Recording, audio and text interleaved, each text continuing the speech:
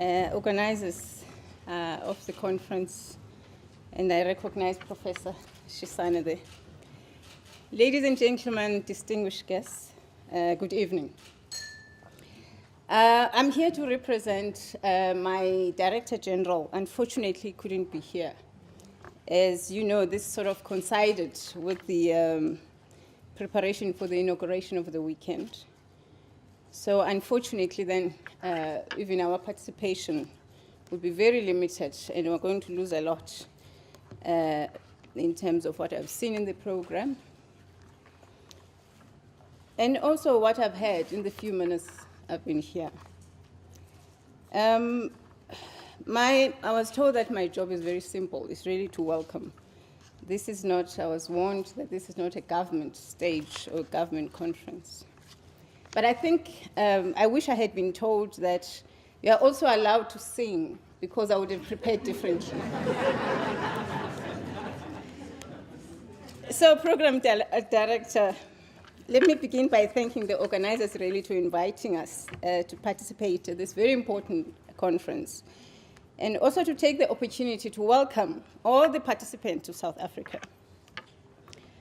Conferences of this nature are quite critical for the evaluation of progress made and the strengthening of democracy in our continent. I'm therefore very pleased, and I feel honored to have been part of this, even the few minutes I'm going to be here spending with you, to have listened to the professor there earlier on talking about public servants and public masters. I can say, Prof, that we aspire every day to be public servants, true public servants. But also to listen to the professor before me talking about the giant of Africa, Nigeria, talking about culture, and also singing.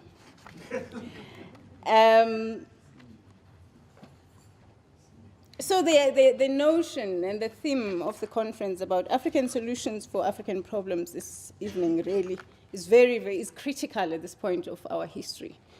And I've been told that our Director General was asked to just talk about governance. I'm going to say very few words on that. But perhaps I should start at the beginning.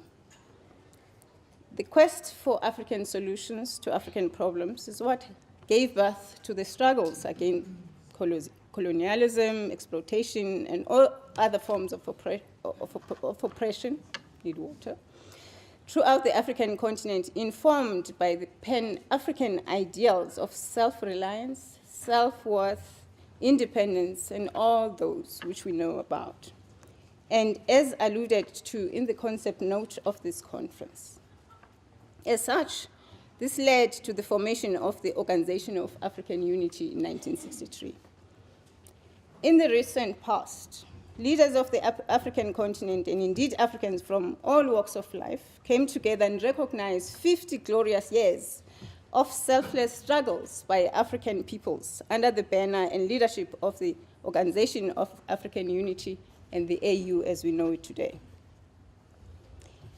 In marking this tremendous period, the African leaders at the 21st Ordinary Session of Heads of State and Government of the African Union held in Addis Ababa on 25th May 2013, implored the African people through the adoption of a 50th anniversary solemn declaration that Africa should endeavor to assume its rightful place amongst the family of nations and seize the responsibility of writing its own narrative and determine its destiny. And I'm sure we can never forget that. And this conference, the yearly conference, is really about that, reminding us and reflecting backwards and forward. It was against this background that the Assembly of Heads of State and Government mandated a process of creating an agenda that will define the next 50 years for Africa. This, they unequivocally agreed that it should be done in a manner that is people-centered and driven. At this stage, I think it's important to quote what the heads of state and government said on democratic governance in the solemn declaration. I quote, Our determination to anchor our societies, governments, and institutions on respect for the rule of law, human rights and dignity, popular participation, the management of diversity, as well as inclusion and democracy in this regard, we undertake to do the following.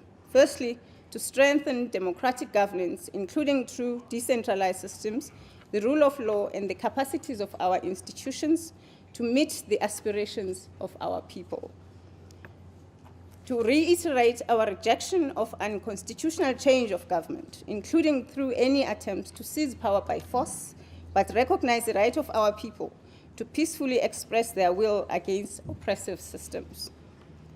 And to promote integrity, fight corruption in the management of public affairs. We heard about that. I will always remember the bedroom with the cabbage, government issue, property being in the government space, in somebody's bedroom.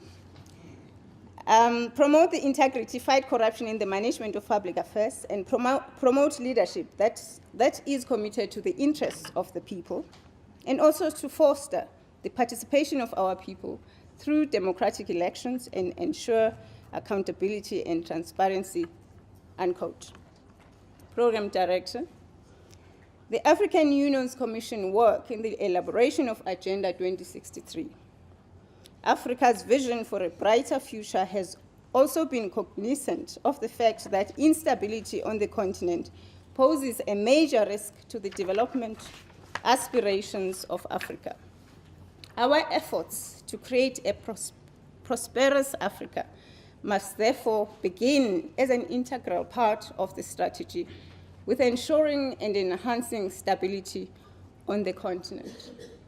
You'll hear that when you read the email from the future, which has gone viral and is also on the AU website.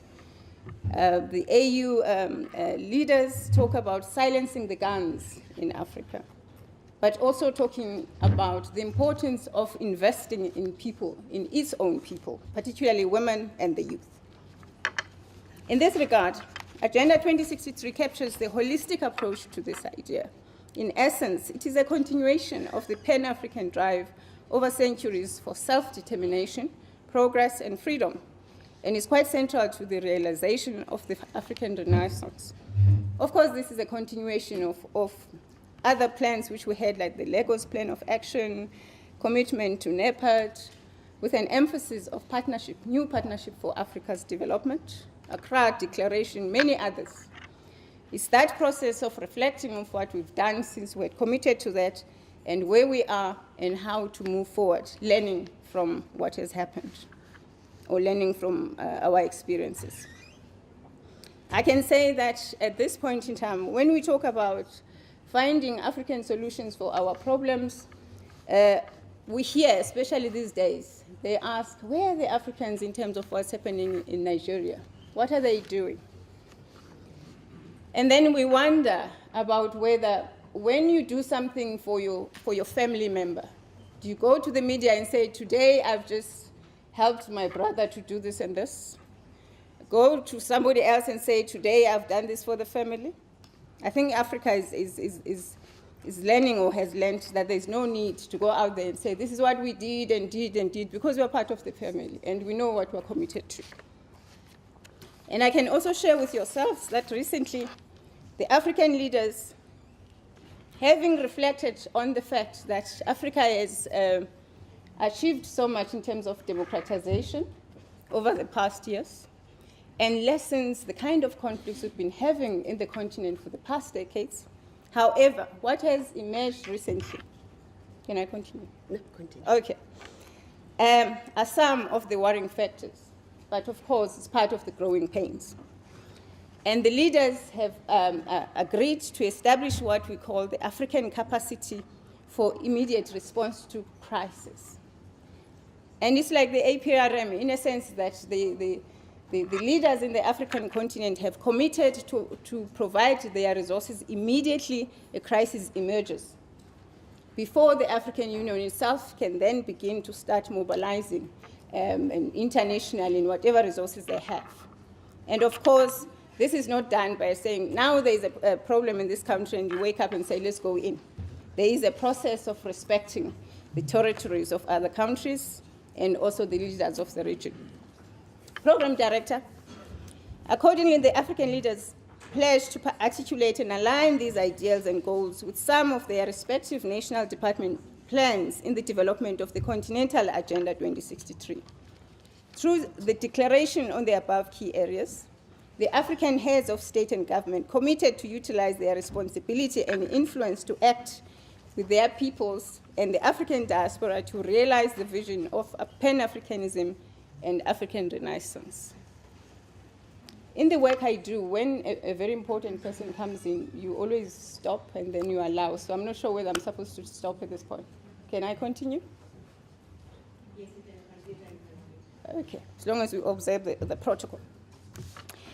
By this resolute commitment, Africa set itself on a path to renewal and the creation of a better life for its entire people. This therefore gives us a meaning to the Africa we want to see and the continuation of rewriting a positive African narrative for the next 50 years.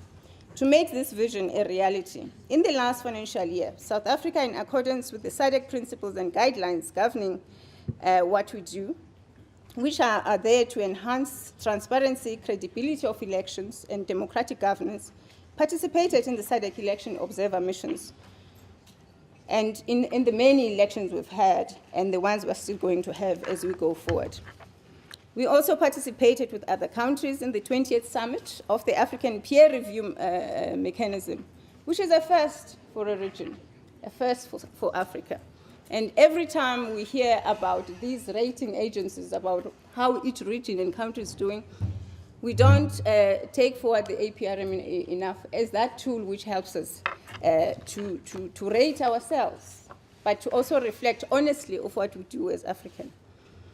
Of course, we also participated in the 53rd session of the African Commission on Human and People's Rights held in the Gambia in 2013. All of these are efforts aimed at strengthening democracy, good governance, and human rights. Let me conclude, Program Director, by re-quoting that email from the future presented by Nkosazana Tungwame Nkrumah. And this was read at the last summit in January 2014. And I read, Agenda 2063, its implementation and milestones it set, was part of what brought about this shift. We developed Agenda 2063 to galvanize and unite in action all Africans in the diaspora around the common vision of a peaceful, integrated, and prosperous Africa.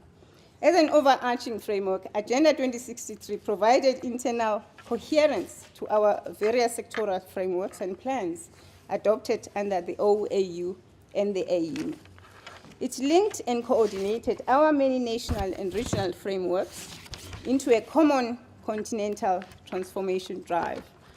At this point, I wish you best discussions, and I believe that government is always very important to be part of this discussion so that we can learn from yourselves and also be able to hear what you're critiquing us on, but also to improve what we do and be true public servants. Thank you very much.